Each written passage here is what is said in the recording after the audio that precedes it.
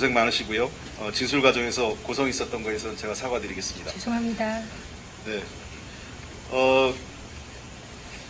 지금까지 여러 가지 선택적 정의도 말씀하셨고 검찰 내부의 문제점 지적하셨는데 검찰의 중립성과 정치적 중립성과 독립성에 대해서도 중요하지만 민주적 통제와 인권 수사도 중요하다라는 점에선 동의하십니까? 민주주의 국가니까 당연히 그래야 된다. 네. 특히 최근에 2009년 노무현 대통령 사건도 있었고 꼭 노무현 대통령 건이 아니더라도 여러 가지 사건이 있을 때 특수부에서 소위 먼지털이식 별건 수사, 도대체 그 수사로 처음에 들어갔다 이런저런 수사를 다 들어가는 나중에는 다른 수사를 통해서 그 피의자를 압박하는 방식의 수사는 매우 그 비인권적이라는 지적도 있는데 어떻게 생각하십니까? 당연하죠. 네. 그리고 지금 최근에 수사 공보 준칙에 대한 논의가 있습니다. 그 피의자에 대한 그 수사 정보가 무분별하게 유출되는 것에 대해서도 문제점 지적이 많습니다. 어떻게 생각하십니까?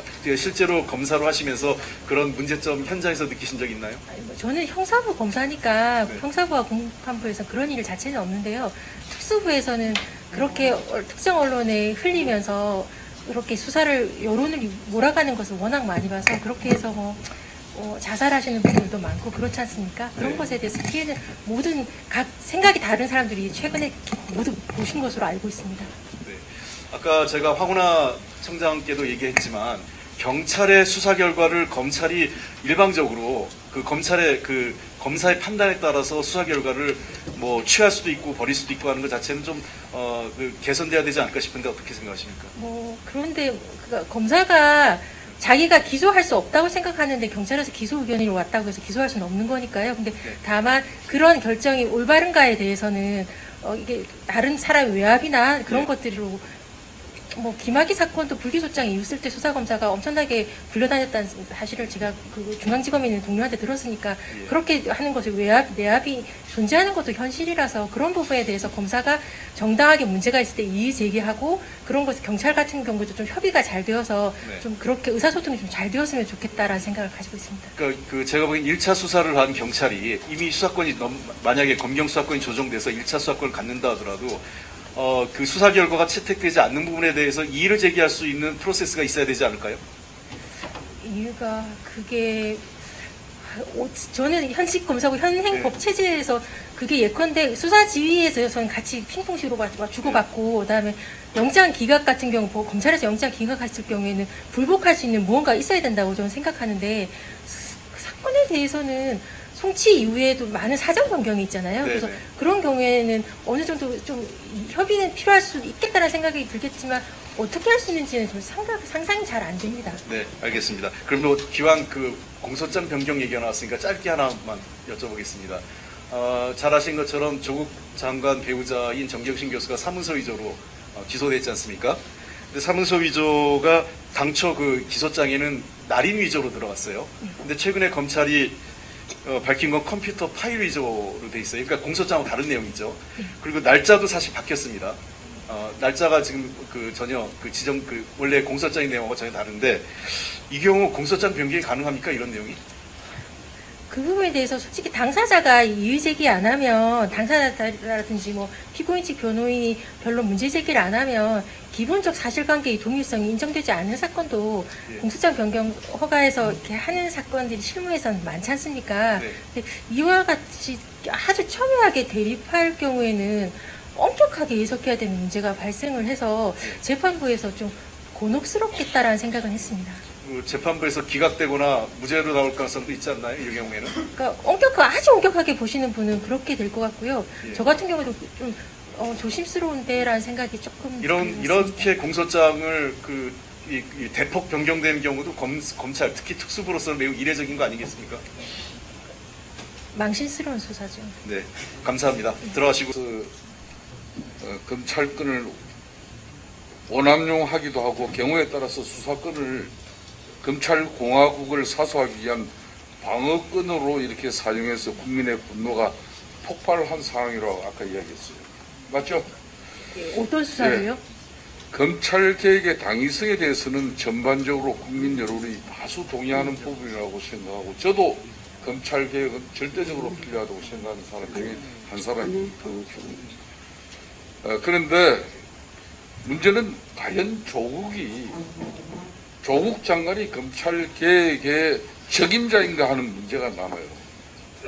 검찰이 없어져도 할 말이 없을 만큼 내부 돌아가는 게 난장판이라고 이렇게 할 만큼 검찰에 아주 깊은 애정도 가지고 또 한편으로는 검찰 개혁에 대한 확고한 이런 소신을 가지고 있는 그 현직 부장검사로서 조국 장관이 과연 현재 상태의 검찰을 개혁해낼 수 있는 적임자로 보는지 답변해 주십시오.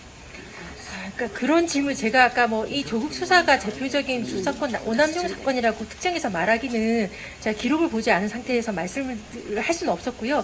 사법농단, 국정농단 뭐 다 포함해서 많은 사람들이 그렇게 지적한다는 것에 대해서 원론적으로 그건 말씀드리면서 아까 하셨고 하셨고요. 지금 했고요. 조국 장관이 그렇게 임원정 검사가 부르짖는 검찰 개혁을 완수할 수 있는 적인 장관이나 그 발에 대해서 예, 그분에 대해서 참 착오하게 입장을 저도 좀 내세요. 처음에 좀 답답했던 게 정권 교체 이후에 2년 동안 검찰국장, 과장 이렇게 하시는 분들 몇몇의 인사를 보면서 검찰 개혁을 이번 정권에서도 안 하려나 보다라는 것에 좀 실망을 많이 했던 사람이라서 조국 민정수석이 법무부 장관 온다고 했을 때 잘할 수 있을까, 잘했으면 좋겠다는 건 당연한 거고요. 잘할 수 있을까에 대해서 많은 좀 의문이 있었던 건 맞습니다. 근데 제가 2009년 법무부에 가고 나서 자 그러면은 우리 저 임부장 제 검사님 말씀. 나중에 제가 질의 시간이 짧아서 그런데 그 부분에 충분하게 더 답변을 이어주세요. 그러니까 본인이 자신 있게 조국 장관이 검찰 개혁을 완수해낼 그런 장관이라고 정확하게 답변하기는 지금 어려운 상태죠. 아니 뭐 박상기 장관님도 장관하셨고 좋습니다. 그렇게 돌리지 한관 장관님도 마시고. 장관하셨는데 또 어느 좋습니다. 분이 그러면은 싶은 게 솔직히 제 심정입니다. 검찰 개혁이라는 것이 단지 이 포트라인을 없애고 오늘 또 윤 총장이 밝힌 것처럼 공개 소환을 없애는 것이 문제가 아니라 그렇죠. 얼마나 근본적으로 문제가 많아요. 검찰이 정치 권력으로부터 이 독립성을 확보하고 또 자의적인 정치적 판단을 배제하고 뭐 이렇게 되려면은 임검사가 이야기하는 대로 수사권을 검찰 방어권으로 사용하고 기소권을 남용하는 그런 간행을 스스로 없애야 하고 또 제도적으로도 막아야 되는 것이라고 이렇게 보는데 그 부분에 대해서는 그 제도는 결국 국민 여론과 그것을 받드는 국회에서 할 일이 아니겠습니까? 그러니까 지금 그걸 조국 장관이 다 할 수 있겠습니까? 제가 그 일을 그러니까 결국 국민 여론과 그것을 받드는 우리 국회에서 그 일을 해야 된다고 보는데 우리 임검사께서는 어떻게 생각하십니까? 그러니까 뭐 조국 장관이 계속 장관하는 게 옳으냐 이런 부분은 대통령의 인사권 문제라서 제가 뭐 왈가왈부할 수 있는 건 아니고 제가 검찰 개혁에서 지금 우리 검찰이 이렇게 문제가 된 건 우리 검찰이 법을 안 지켜서의 문제지 법이 안 좋아서의 문제는 전 아니라고 좋습니다. 생각합니다. 그러면은 장관이 아무리 개혁 방안을 만들어내고 또 개혁을 이렇게 부르짖는다고 해도 그 스스로가 공정과 또 정의를 저버린 마당에 오히려 장관이 스스로 개혁 대상이 되어버린 이 같은 상황에서 그 어떤 개혁 방안을 이야기한들 과연 그것이 국민 여론에 얼마나 설득력 있게 이렇게 다가갈 수 있을 것인지 회의적으로 본인은 보고 있는데 그 부분에 대해서 우리 임검사는 어떻게 그러니까 생각합니까? 지금 이 상황에서 영이 서겠는가에 대한 문제에 대해서는 모든 국민들도 걱정하는 것처럼 저도 걱정을 합니다. 근데 좋아요. 그런데 제가 나중에 좀 더 이어가고 싶은 부분은 마지막에 좀 정리를 하시죠. 그럼 검찰 개혁의 결론은 우리 임검사께서도 판단하시길래 최종적인 종착역은 완전한 정치적 중립 아니겠습니까? 그렇죠. 아니 정치적 중립만 되는 건 아니죠. 예컨대 그러니까 외부 비리 돕는 것은 검찰이 정치적 중립과 무관하거든요. 정치적으로 완전한 중립을 이렇게 가져야만이 검찰에게 부여된 이 국민의 검찰 수사권이 오남용이 이루어지지 않고 국민들을 위해서 올바르게 행사될 수 있는 거 아니겠습니까? 그걸 정관 인정합니까? 예우는 정치적 중립과 무관합니다. 자, 그렇기 때문에 검찰 개혁의 진정한 핵심은 대통령이 검찰총장 임명권을 내려놓으면은 지금 우리 임 부장 검사께서 그렇게 걱정하시는 검찰이 사실상 이 지금 뭐라 그랬습니까? 검찰공화국 그리고 검찰은 이제 뭐 없어져도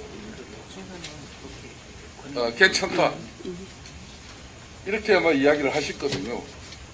그런 측면에서 검찰의 완전한 정치적 중립을 위해서 문재인 대통령께서 검찰 개혁을 위해서 검찰총장 임명권을 적극 내려놓아야 된다고 이렇게 주장하실 생각은 없습니까? 지금 검찰 수뇌부에 있는 상당수 검사들이 저는 검사의 자격이 없는 사람들이라고 생각을 하고 있는 중이라서요.